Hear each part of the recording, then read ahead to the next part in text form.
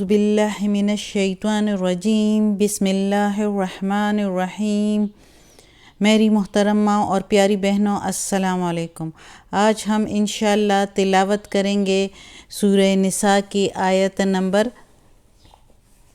25۔ آیت نمبر 25 انشاءاللہ۔ تلاوت شروع کرنے سے پہلے بیل کے آئیکن کو کلک کریں اور چینل کو سبسکرائب کریں تاکہ اگلی ویڈیو آپ کو آسانی سے ملتی رہیں۔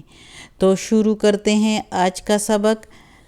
اعوذ باللہ من الشیطان الرجیم بسم اللہ الرحمن الرحیم۔ ومن اور جو کوئی، و میننگ اور من جو کوئی، لم نہیں، یستطع استطاعت رکھیں، منکم تم میں سے، طولن اس کا یعنی حق مہر کا، اگر کوئی نہیں استطاعت رکھے تم میں سے اس کا یعنی حق مہر کا، اتنے زیادہ حق مہر کا، طولن زیادہ کو کہتے ہیں۔ ینکحا یہ کہ نکاح کرے، ینکح المحصنات محصنات المؤمنات یعنی یہ کہ نکاح کرے آزاد بیویوں سے، مومنوں میں سے۔ مومن آزاد بیویاں جو ہوتی ہیں، آزاد عورتیں جو ہوتی ہیں، ان سے نکاح کرے تو وہ اس طرح حق مہر نہیں ادا کر سکتے، تو فمما ملکت پس میں سے جو مالک ہے جن کے تمہارے ہاتھ، یعنی ان میں سے کرو جس کے مالک ہے تمہارے ہاتھ، من فتیاتکم المؤمنات تم آپس میں ایک ہو، مسلمان ایک ہو، تم آپس میں ایک ہو، یعنی تم آپس میں سے ہو، یعنی مسلمان جو ہے وہ آپس میں سے ایک ہے، مسلمانوں کی کسی لونڈی سے شادی کر لیں۔ فمن تو پس ان میں سے جو ہاتھ کا مال یعنی لونڈیاں جو ہوتی ہے۔ واللہ اعلم اور اللہ جانتا ہے، بِایمانکم ساتھ تمہارے ایمان کے، یعنی اللہ تمہارے ایمان کو جانتا ہے، بعضکم من بعض اور تم ایک دوسرے سے ہو، یعنی تم آپس میں ایک ہو، مسلمانوں کی بات ہو رہی ہے۔ فَانْکِحُوهُنَّ پس نکاح کرو ان عورتوں سے یعنی ان لونڈیوں سے، بِإِذْنِ أَهْلِهِنَّ ساتھ اجازت کے ان کے مالکوں کے، ان عورتوں کے مالکوں سے، یعنی لونڈیوں کے، جو لونڈی ہوگی اس کے مالک کے اجازت سے نکاح کرو۔ وَآتُوهُنَّ اور دو اس عورت کو، اس لونڈی کو، أُجُورَهُنَّ اس کا حق مہر، پھر بھی حق مہر دو، بالمعروف ساتھ دستور کے، یعنی جو دستور ہو اس وقت کا یا جتنا تم کر سکتے ہو، محصنات قید میں لانے کے لیے یعنی بیوی بنانے کے لیے، غیر مصافحات نہیں کہ مستی نکالنے کے لیے، یعنی مستی نکالنے کے لیے نہیں، ولا متخذات اور نہ تم جو ہے بناؤ احدان چپی یاریاں، یعنی اور نہ تم رکھو ان سے چپی یاریاں یعنی کسی کی لونڈیوں سے۔ فَإِذَا پھر جب احسن وہ قید میں آ جائے یعنی تمہاری بیوی بن جائے، فَإِن پھر اگر، فا میننگ پھر، ان میننگ اگر، اتینا لائے بفاحشۃ ساتھ بے حیائی، یعنی اگر وہ کوئی بے حیائی بدکاری کرے، فعلیہن پس اوپر اس عورت کے، اس لونڈی کے، نصف ہے، ما جو، علی اوپر، علی المحصنات یعنی آزاد بیویوں پر جو ہے، من العذاب عذاب میں سے یا سزا میں سے، جو آزاد بیویوں پر سزا ہے بدکاری کا اس کے نصف ہے لونڈی پر اگر وہ بدکاری کرے۔ ذالک یہ لمن اس کے لیے ہے، خشیہ جو ڈرے، خشی العنتا جو ڈرے مشکل سے یا مشقت سے، منکم تم میں سے، یہ اس کے لیے ہے۔ اللہ کہتا ہے یہ اس کے لیے میں نے حکم دیا ہے جو ڈرے مشقت سے تم میں سے۔ وَأَن اور اگر تصبروا تم صبر کرو، خیر لکم یہ بہتر ہے تمہارے لیے۔ واللہ اور اللہ غفور بخشنے والا، رحیم مہربان ہے۔ اب اس آیت میں مزید اللہ تعالیٰ کہتا ہے ان لوگوں کے لیے جو کہ آزاد بیویوں سے شادی نہیں کر سکتے، یعنی ان کے حق مہر ان کے مطابق ان کے پاس نہیں ہوتا، تو وہ جو ہے اس کے لیے پھر اللہ تعالیٰ نے یہ مقرر کیا ہے کہ وہ پھر کسی کی لونڈی سے شادی کر لیں۔ پاک بیوی یعنی آزاد بیویوں کے ساتھ اگر نہیں کر سکتے، ان کا حق مہر نہیں ادا کر سکتے، تو پھر ان کے لیے ہے کہ وہ کسی کی لونڈی، کسی کی نوکرانی سے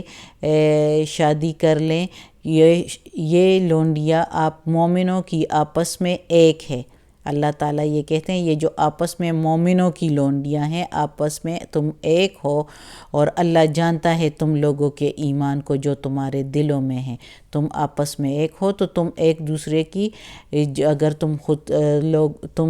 تم میں سے کوئی اگر غریب ہے، یعنی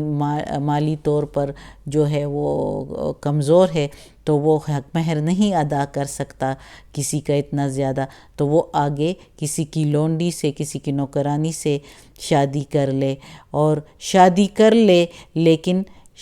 بیوی بنانے کے لیے، یہ نہیں کہ مستی نکالنے کے لیے وقتی طور پر، اور نہ ہی کہ چپ کے اس سے یاریاں کریں اور جو ہے شادی نہ کریں۔ تو اللہ نے اس سے روکا ہوا ہے، بلکہ صحیح طریقے سے،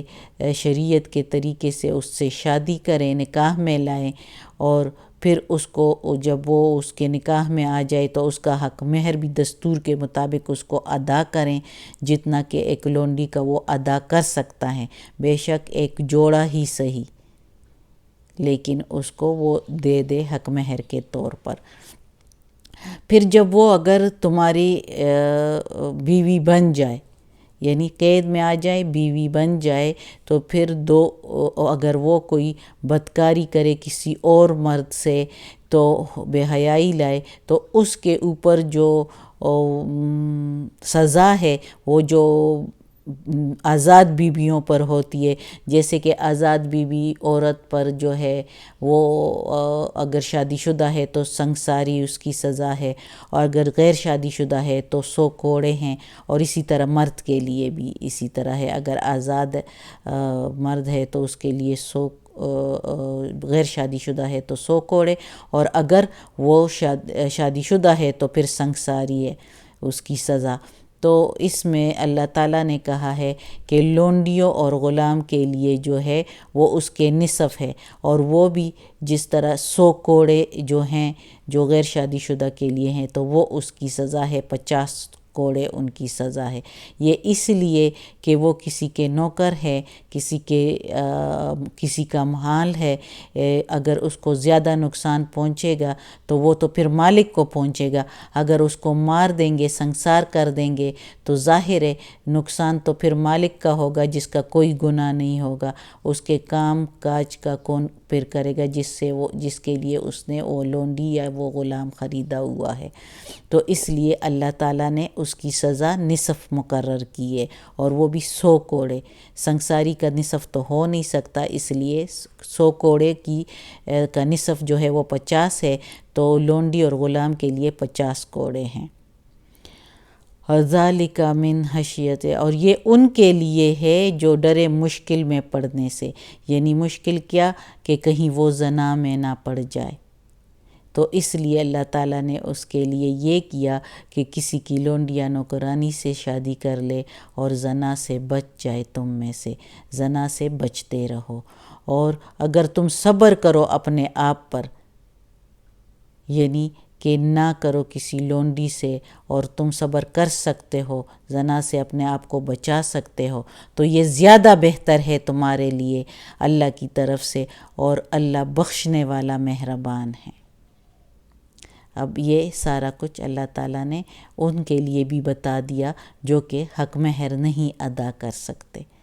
تو کم سے کم جو کچھ بھی ان کے پاس ہو تو وہ حق مہر اس طرح ادا کریں۔ رسول پاک صلی اللہ علیہ وآلہ وسلم کے زمانے میں ایک عورت محمد صلی اللہ علیہ وسلم کے پاس آئی تھی، اس نے محمد صلی اللہ علیہ وسلم سے کہا، فرمایا کہ جو کچھ آپ میرے بارے میں کر سکتے ہیں تو کر لیں، میں نے اپنے آپ کو آپ کے سپرد کر دیا۔ تو محمد صلی اللہ علیہ وآلہ وسلم نے کہا کہ میں تمہاری شادی کسی سے کروا لیتا ہوں، اور صحابہ کرام میں سے سب سے پوچھ لیا کہ کوئی اس سے شادی کر سکتا ہے، کرنا چاہتا ہے، تو ایک بندہ آگے بڑھا، وہ کہنے لگا میں اس سے شادی کرتا ہوں۔ تو رسول پاک صلی اللہ علیہ وآلہ وسلم نے کہا کہ حق مہر میں کیا دو گے؟ تو اس نے کہا کہ میرے پاس تو کچھ نہیں ہے۔ تو رسول پاک صلی اللہ علیہ وسلم نے کہا ایک جوڑا تو ہوگا نا؟ تو اس نے کہا میرے پاس تو ایک جوڑا بھی نہیں ہے۔ تو پھر رسول پاک صلی اللہ علیہ وسلم نے کہا کہ تمہارے پاس کوئی انگوٹھی شنگوٹھی کچھ، یعنی جو کچھ پوچھا اس کے پاس کچھ بھی نہیں تھا۔ تو پھر رسول پاک صلی اللہ علیہ وسلم نے فرمایا کہ تمہارے پاس کچھ آیتیں تو یاد ہوگی نا؟ تو اس آدمی نے کہا کہ ہاں مجھے کچھ آیتیں یاد ہیں۔ تو رسول پاک صلی اللہ علیہ وآلہ وسلم نے فرمایا کہ یہ آیتیں اس کو حق مہر میں دے دو، اس کا ثواب یعنی جو ہے وہ اس کو حق مہر میں دے دو۔ تو وہ آیتیں جو ہے وہ حق مہر میں اس کو دے دی، اور پھر اس کی شادی اس سے کرا دی۔ یعنی حق مہر دینا ضروری ہے، جس بھی حالت میں ہو، جس طرح بھی ہو، تو حق مہر، اور پھر وہ عورت کو اس کے حوالے کر دیا۔ تو یہ حق مہر کے بارے میں، یعنی اگر تم مشقت میں نہ پڑنا چاہو تو پھر کسی غریب، کسی کی لونڈی سے یا کسی کی نوکرانی سے کر لو، لیکن زنا سے بچتے رہو، اور اگر صبر کرو تو یہ زیادہ بہتر ہے، اور اللہ بخشنے والا مہربان ہے۔ صدق اللہ العظیم۔ آج کا سبق ختم ہوتا ہے۔